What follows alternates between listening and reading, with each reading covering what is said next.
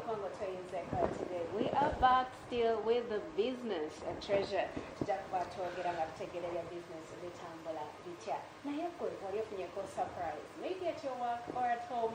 Bakuletedde bimuli, bakuletedde that beautiful premium gift bag or gift box. It looks really so beautiful.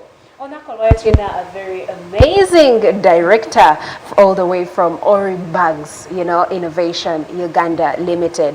Dabe bakakensa aba manufacturing gift boxes. Aba Valentine, aba the different gifts that about you usually Christmas. do. About Christmas season, it I would say ate mpiamoko. Kwanza namba 07 ana atano nkaga okubanga ochoyingako in this discussion. We have an amazing gentleman who has come in today, but it's a little bit sad. Nasinaba kumweya njolera waliwo omukyala bamuyita Rusia Arikiriza Bariho.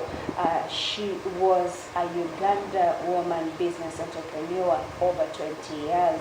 Ate omukyala ono yakola ebintu bingi, yatandikawo business eya Ori Bags Innovation, but fat really was so bad until cancer somehow navigated through her body and robbed us of this beautiful gift.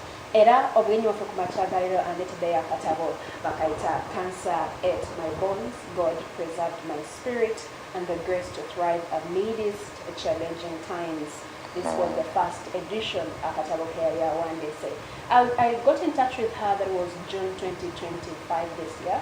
Era nawadendo was andikogera naye in November only for Mr. Davis Bariho baga Mukunda. We are now until God decided to take her away from us. But nevertheless, I want to really commend him for standing and running this business very courageously and still pushing it forward.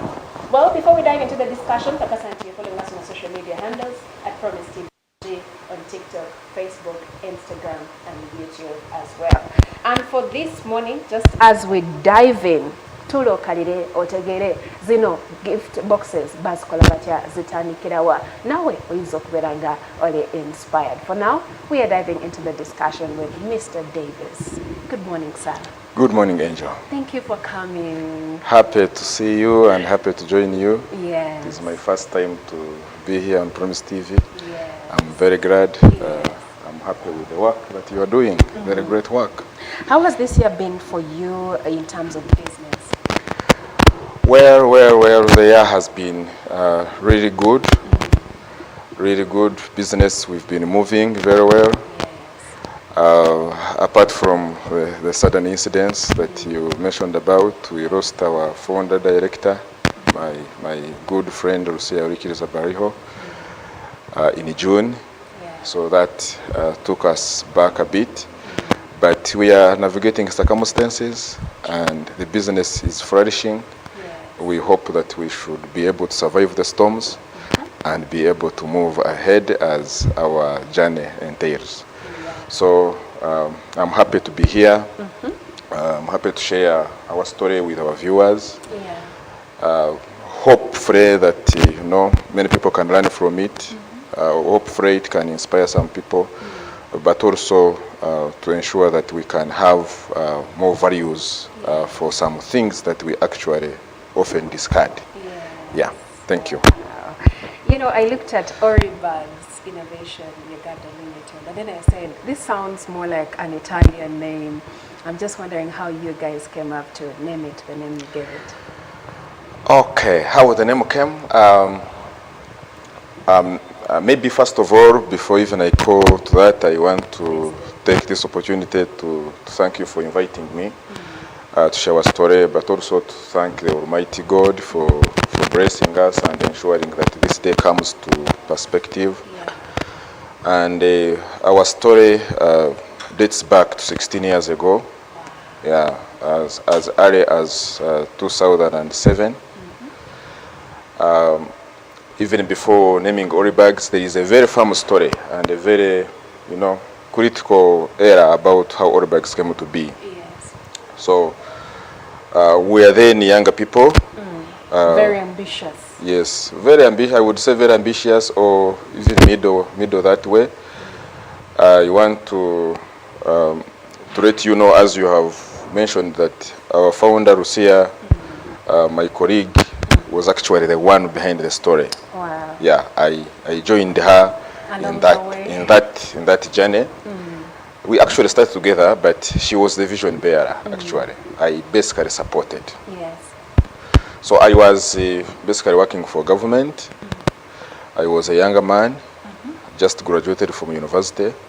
And Lucia was still a first-year student at Makerere. Wow. Yeah, but she was very creative and innovative. So she had some ideas of doing business. Yeah. She was then doing jewelry and doing some ornamentals for campus students. So that year, the government announced the ban on the use of plastic bags. Okay. And she got an idea just out of a brew that she could actually do some packaging, something. So by then she was using waste paper to make beads, to make jewelry and so on. Said, but how can I do this? Because now I need to provide some packaging for some people. So through that she got connections. She was a student leader. She was a chief fresher. She was also leading some associations at Makerere. Yes. And she got some ideas and connections through people about what she could do to further her idea. Yes. So she joined the Uganda Industrial Research Institute. She was recruited under the Business Incubation Program.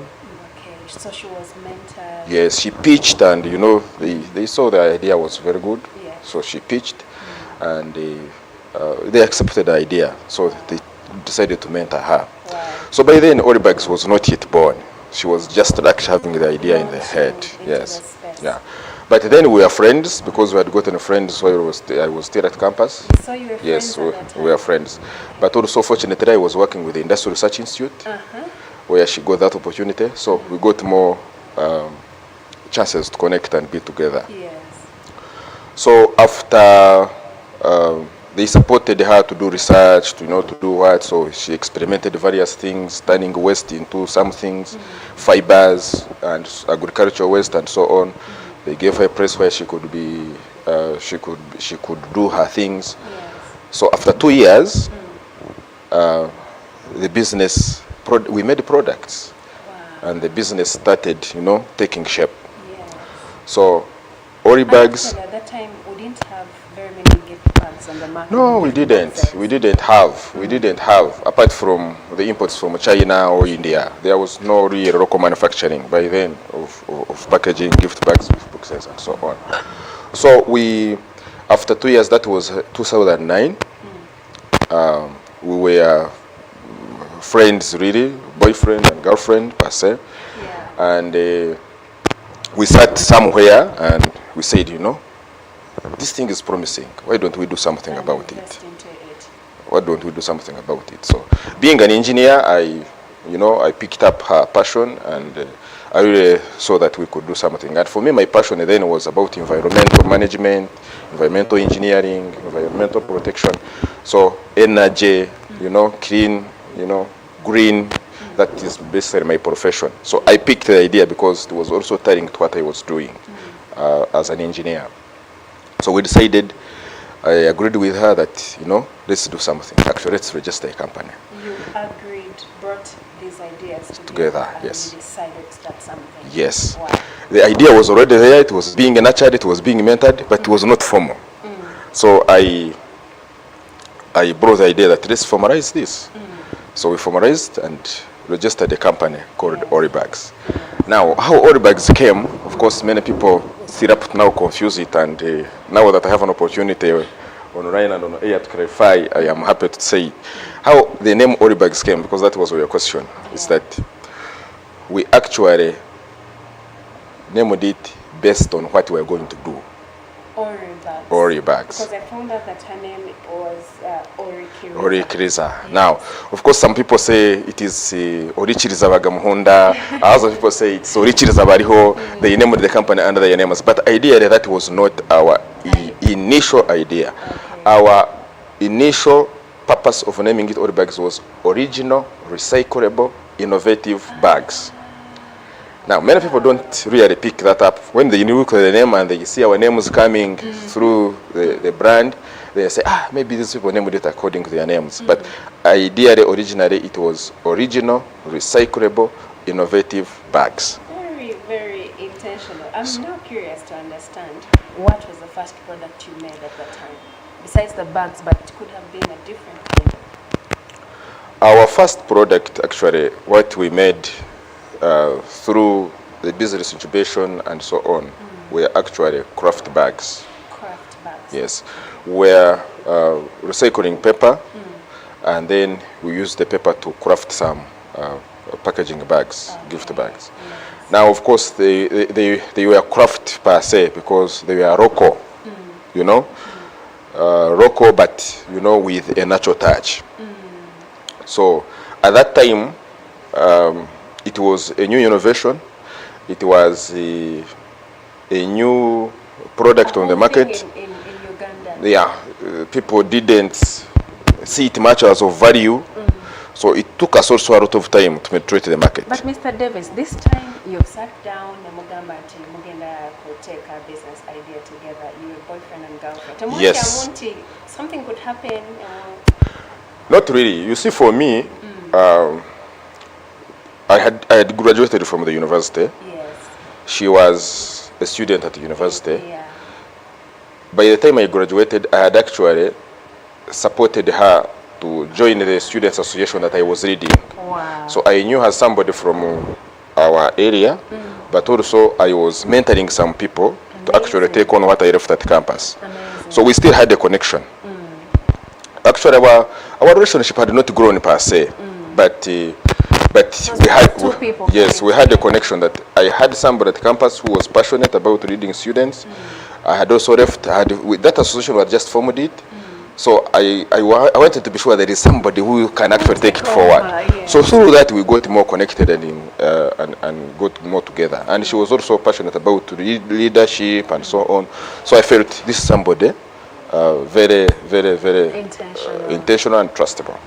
And now at this moment when you started, I'm sure you didn't just start up with the machinery and everything in place. What was the first year like for you guys? Yeah, the first year actually, I don't know if you mean the first year of the idea or the first year of the business. Of the production. Or the production. Yeah. Because you see the business initially started informally. True. And many things happened in those 2 years. Yeah. But then formally it also began in 2009 when we registered the company. But the initial years, if I could say, were very tough. Yes, it's very, very, very tough. Of course, the production alone, it needs technical things, it needs investment, it needs what. So, of course, we were very lucky that the institute had to support us, some equipment, so we were able to use those. But also, apart from the production, there were challenges with the market. The product was new, people didn't know about it, so you get. But of course, the institute also had some support for the mentees and the entrepreneurs that could support you, go for exhibitions, go to market, and go here. But I would say, like any other starting business, most especially manufacturing, the start is always difficult. And the moment you persist and insist, of course, definitely you can navigate the circumstances and go through. I have a number of examples I could share, but how it was tough. But you know, if time allows, I could be able to go into those and share. But it is always not an easy journey in the beginning. I'm looking at the vision. Now you started the Ori bags. What was the vision you had in mind, Kamutani? Well, our vision, actually, when we were starting, was actually to make a product that people can use to turn to replace a kavera for packaging. Biodegradable, environmentally friendly. That was our vision.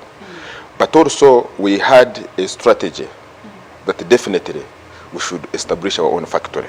Yes. Because by then we were being supported, we just had an idea. We didn't have anything apart from the idea in our head. Yes. Okay, Mia was still working for government. She was running. I basically supported her from the background to ensure that the idea grows. Yeah. So for me, I saw the idea as big, and I said, no, we must nurture this and continue. So the first years were a bit tough, actually very tough, I would really say. But along the way, we navigated those circumstances and managed to come through. Wow.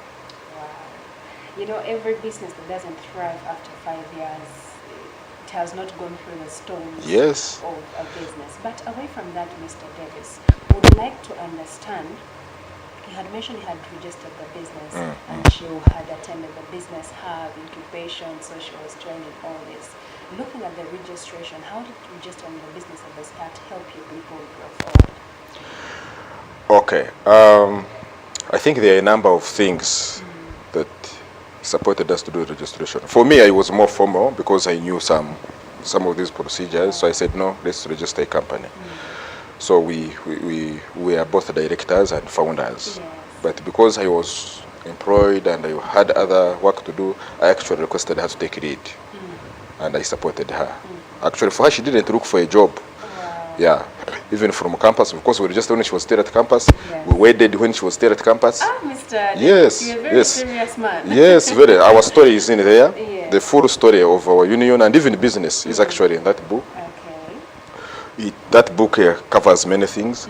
So, for me, I was more intentional. So the registration, for me, it was very, very critical that we could be formal. That's number one, but also be known. Yes.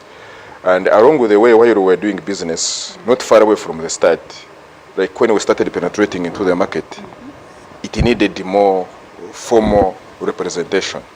Like, for example, you would go to supermarkets and they cannot give you business unless you are registered, unless you are tax registered. So we had to do all of these registrations to make sure that we can actually be formal and also negotiate some opportunities with some people. Yes. So that's the best thing. When you are informal, you can do business when you are informal, but there are many opportunities you will miss. Yes. So what you're encouraging us is that as a business, you make sure you register your business as early as you can so that you can be able to tap into the opportunities that they are in. Absolutely. And Mr. Davis, what you are teaching us this morning is, as a couple, starting something together. Don't develop something on the side and your spouse doesn't know it, and at the end of the day you're beginning to disclose things that you do not know. But however, we'd like to switch gears into something really very fundamental. How have you found these 18 years, let me say, of business? What do you think has changed over the years in trends, in Ugandans embracing our products? The 18 years, I would say it has been a very good journey. If I am to speak about the growth journey of Ori Bags, since we got started up to now, I would say we have grown organically. Yes. Organically. Step by step. Steadfastly. Yeah, we have grown organically. And maybe for the purpose of our viewers, there could be some people who are the first time to know Ori Bags or to even see what we do. Yes. And just before I go into our journey is that majorly we are a manufacturing recyclable company. Our purpose and our business interest is to turn waste into packaging. Turning waste into packaging. Now you've opened a chapter. Yes, Mr. Davis. yes. The process of production. Yes, but before we go to that, I will come into the journey and then I tell you the process of production. Okay. So we actually collect things that you people discard. Like what? Like paper waste from your offices, from your households, like these boxes you throw away.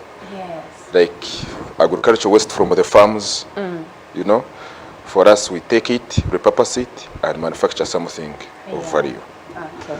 So, and we manufacture bags, we manufacture gift boxes, we manufacture stationery, we manufacture board, we manufacture a number of things. Okay. So that is basically what Ori Bags does. Of course, many people know us for gift boxes because we are the first company that actually, we are the local manufacturer of gift boxes in Uganda. Wow. With that innovation. So we brought that and people have embraced it.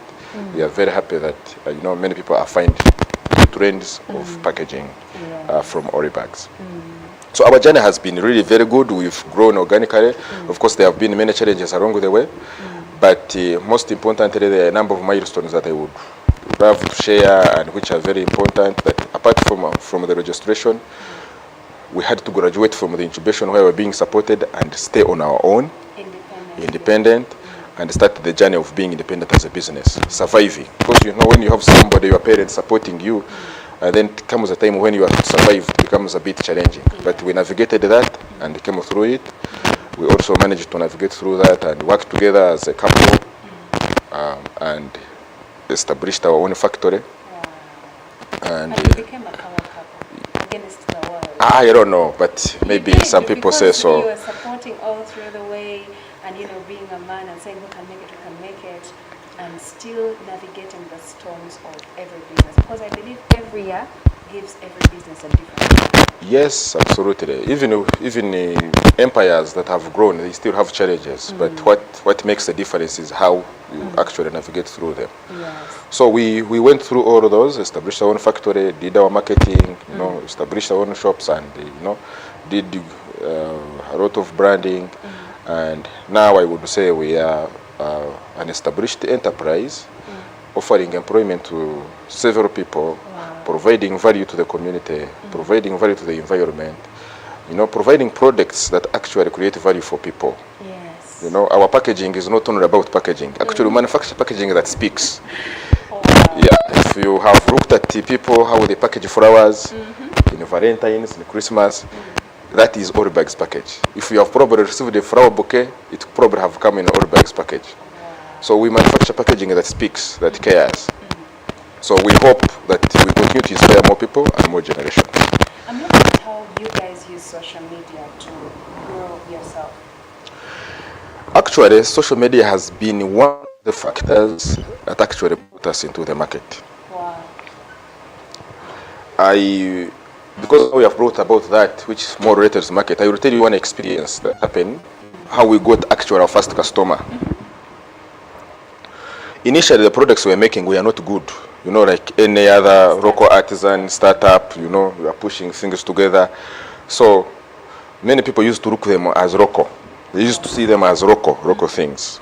So I remember one time, Lucia picked up the bags and went to supply a customer who had ordered. And the customer was like, this is not what I expected. I expected something shining, something, smart. Now, this is craft. So she came disappointed. And of course she came and told me, say, this person ordered 400 bags. Now when I took them, she said, I'll take them back because it is craft, it is local, you wanted something. So I said, don't worry, go on. We should find somebody else to buy. Our first attempt to go into a supermarket. We took products, we wanted to go into a supermarket. Yes. And there was a supermarket, we had made an appointment, he said bring samples, we took the samples. The moment we reached there, I think the purchasing officer looked at it and said, this is not our test. This is fit for a craft shop. That was tough. You get it? So if you are not a resilient entrepreneur, that alone can tell you abandon the business. But we got one major customer, and I'm happy to mention about this customer. It was Capital Shoppers Supermarket. Wow. Mr. and Mrs. Ngaberano, the proprietors of Capital Shoppers, gave us the first opportunity to go into the supermarket. Wow. To believe in you. Yes, and we were very young. We actually met at church. After prayers, we knew that they had a supermarket. Lucy approached them and she called me and said, we need to pitch. We went and talked to them and said, we want to have an opportunity to put our products in the market. They said, bring samples tomorrow. So we took the samples, they put on our shelf. That was the first time we surprised the supermarket. And they really supported us, despite us being that attitude. We didn't see it in them with others. People started finding our products on the shelf. They started buying, most things started coming. Now, coming to social media, it was something that actually broke through for our marketing. Because then we were working, taking supermarket and selling. Of course, not many, a few. We supplied a few supermarkets by then. But being an innovative enterprise, especially after establishing our own shop and our own premises, we used to get some students from campus to do internship. Yes. many students used to come, they seek opportunity to do internship. So I would say maybe for us we were a bit way laid back. So the students would come and say, but you need to use social media to market these things. They would make some of these recommendations in their reports. Yes. So we said, hey, okay, you use Facebook. Facebook can lead to these people. So we started opening up a Facebook account from the recommendation of the students, and that's how we started using social media. But I can tell you, majority of our sales, actually, we market through social media. Instagram, Facebook, TikTok. Majority of people who have come to know about Oribags have probably come to know about Oribags through social media. Even maybe you, I don't know. But that's how social media is powerful. So we use it for marketing, we use it for, for pitching, we use it for, launching new products and other more opportunities. Okay. Yeah. We're going to have a lot of questions that have come in, Mr. Davis. Yes. But just before we answer them here, I would like us to look at one of the most pertinent questions. How did you people separate your business finances from your personal finances at that time? At the time, okay. That's a very, very good question, and I have also found it because I'm passionate about talking about the family, especially after going through the journey of taking care of my wife with cancer and so on. And I'm also somebody who's passionate about family business. Okay. So it's a question that comes in to the bottom, to the tip of my heart. Now, for me, what I actually told her was that she was the one running the business initially. We agreed actually that she takes lead because I had a job to do, and she was basically supposed to manage the finances related to the business. Yes. Now we would separate that to make sure that the business is separate. Of course, initially the financing was a bit difficult. We didn't have separate financing to finance the business. Yes. So we actually financed the business from our own savings. Oh. Yes. Often I used my salary to pay the workers.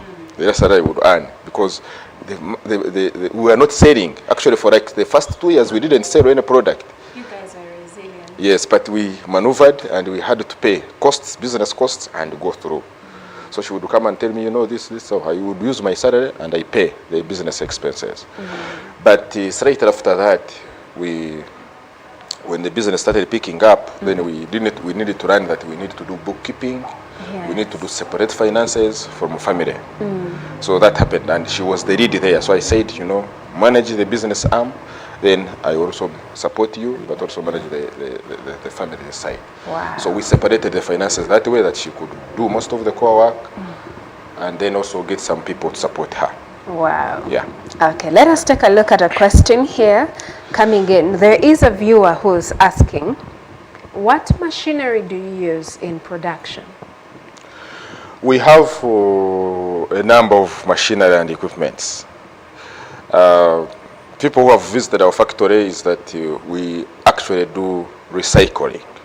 Okay. So we have recycling equipment, but also we have production equipment that develop the products. Recycling, what turns the waste into something? Yes, we collect waste paper from our offices, we collect cardboard boxes, we collect, cotton waste, we collect banana fiber from farms, and all of that, we turn it into paper, recyclable paper. Yeah. We turn it into board.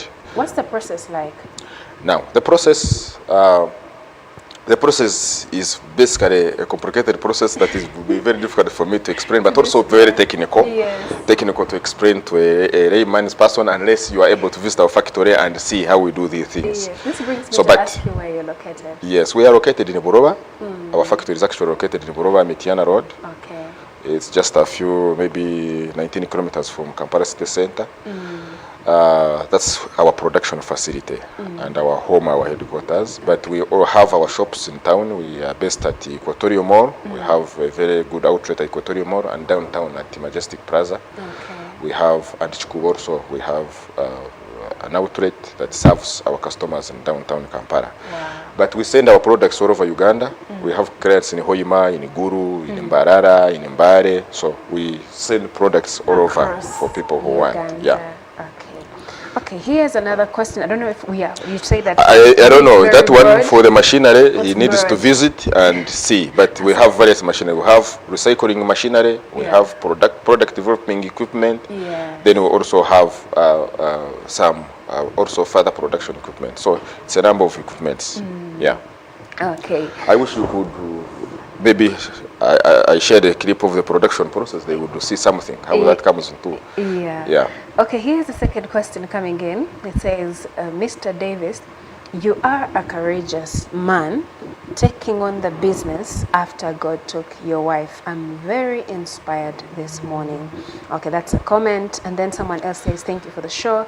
I'm enjoying. All right. And another person here says, me, I would like to understand how much I can start with and how much will he charge me for the site visit and learning? Well, we host visitors who wants. We do factory visits. Yeah. We host schools. We host individuals, people who want to learn, who are passionate about the business. Yes. You can make an arrangement and you come and visit us. How much to start?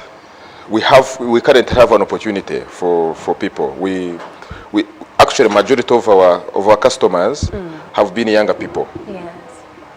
We employ younger people, but we also, majority of our customers are younger people. Campus students who are running the art of gifting, and they are doing this as a side hustle.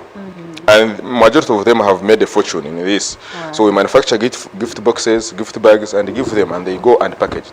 These are the people who do now own gift shops, the events. They do these birthdays, they do packages for people. So we have opportunities. You might not necessarily come into a production and do what we do because it has taken us 16 years actually to go through this. But we have opportunities for younger people that we concentrate as manufacturers and we give you to serve customers.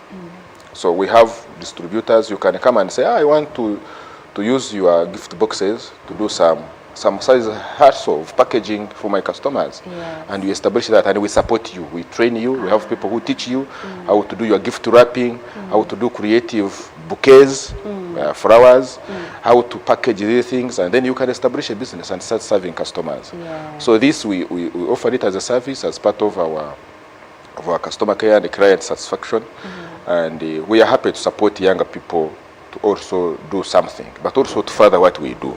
Because often we don't want to do the entire value chain of business. We are in production, we are in marketing, we are in sales, we are in distribution. Yeah. So our strategy actually for the 5 years is to make sure that we can concentrate more on production, manufacture products, and we have other people do the distribution and marketing. I saw you people have different designs of the boxes. How is that done? Because even Ugandans and consumers love something catchy, something unique, something nice. I'm just wondering how you guys derived to that.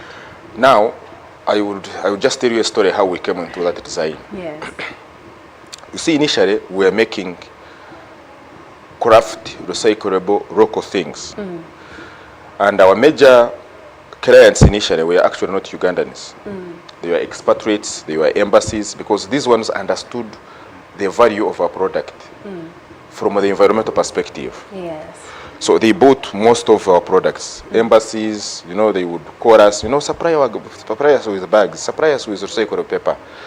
But later, we actually understood the market. When we went into the market, we had to adjust. Ugandans liked something that is, shiny, also price that is raw. So we had to innovate through our business and make sure that we can manufacture different designs. That is why it's called Oribags Innovation. Yes, we had to innovate new thinking into the business to make sure that we can also manufacture for this market, for these people who want good designs.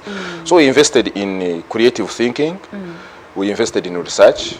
We had to go to India and do some business benchmarking and understand how other people do these things. Yeah. So we came back and created designs, gift boxes.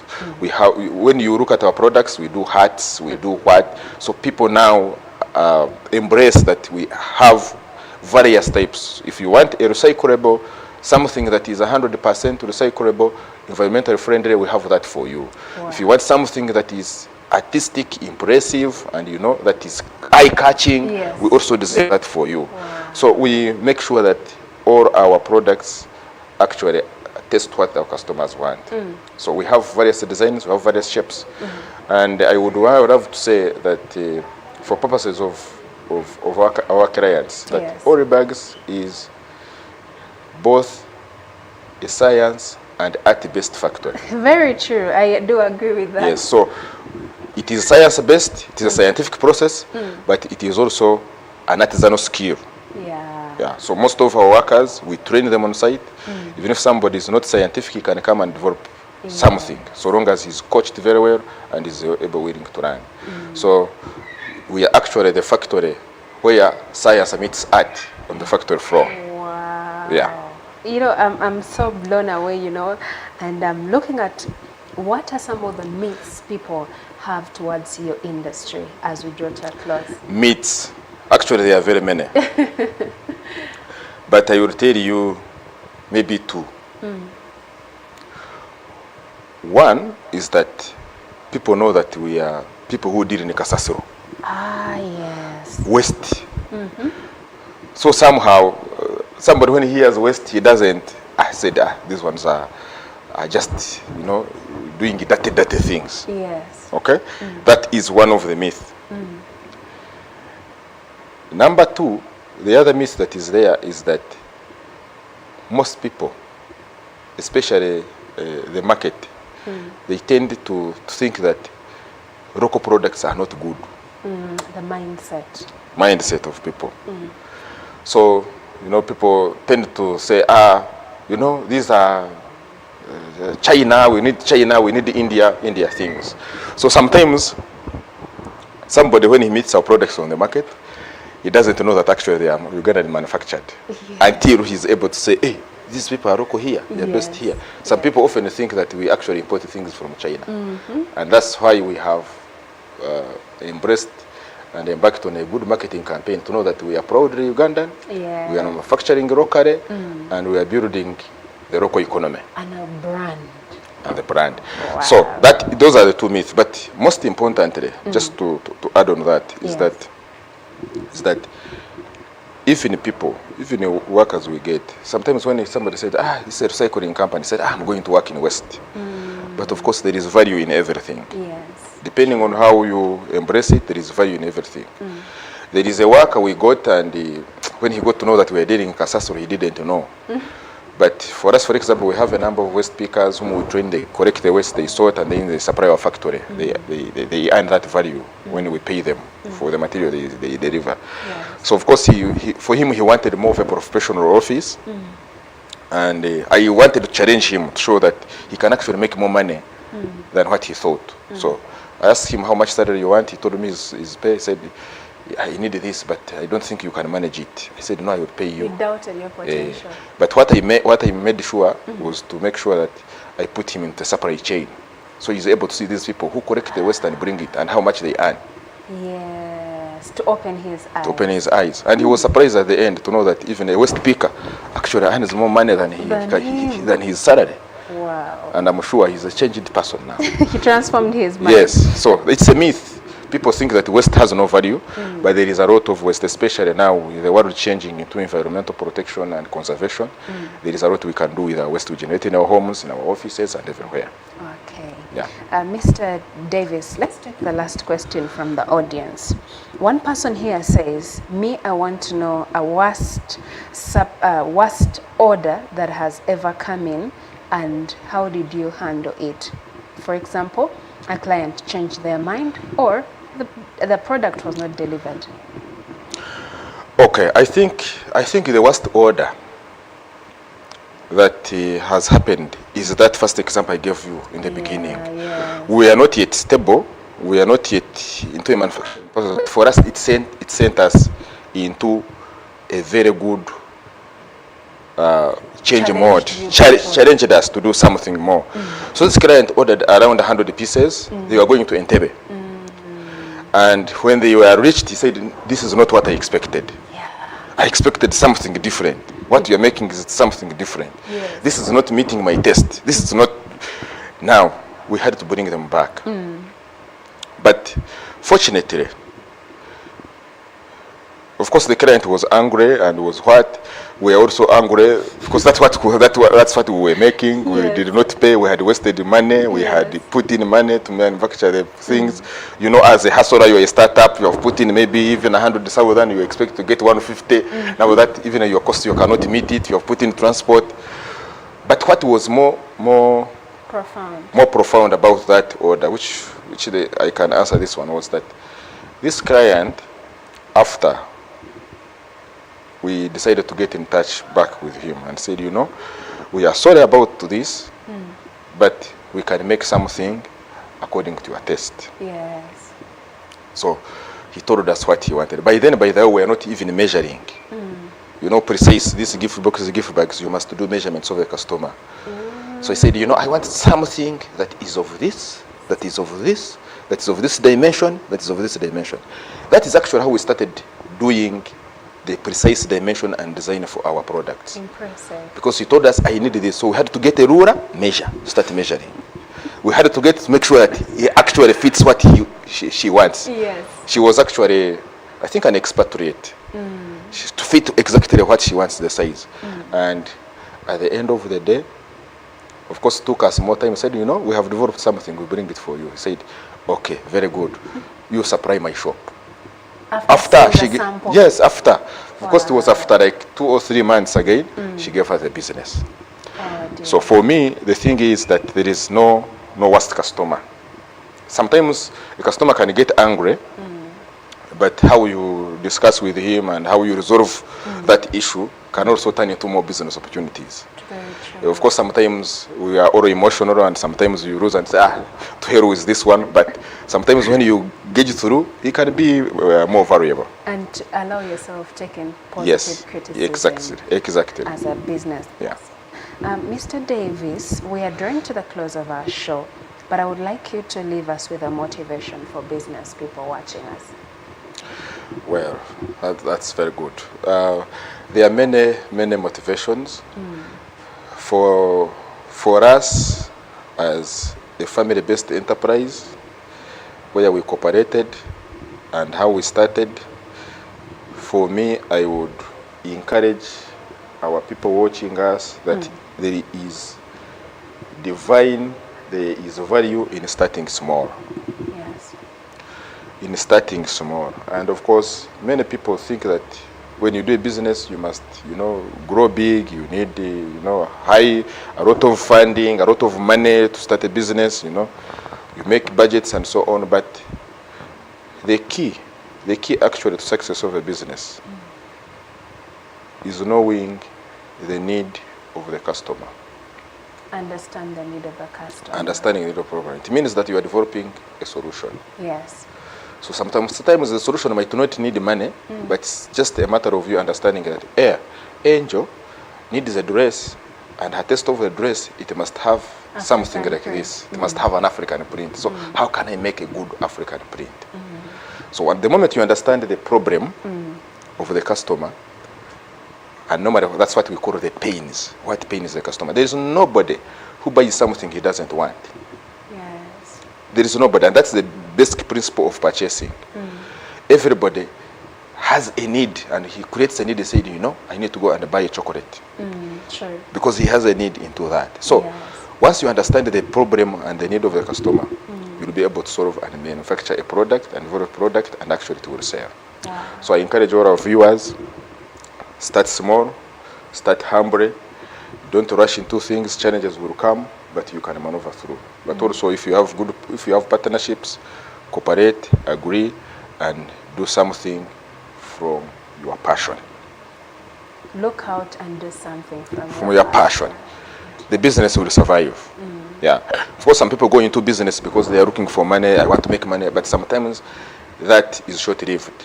But when you have something that you're passionate about, you will maneuver the storms and go through them. We want to really extend our deep appreciation, Mr. Davis Bariho Bagamuhunda.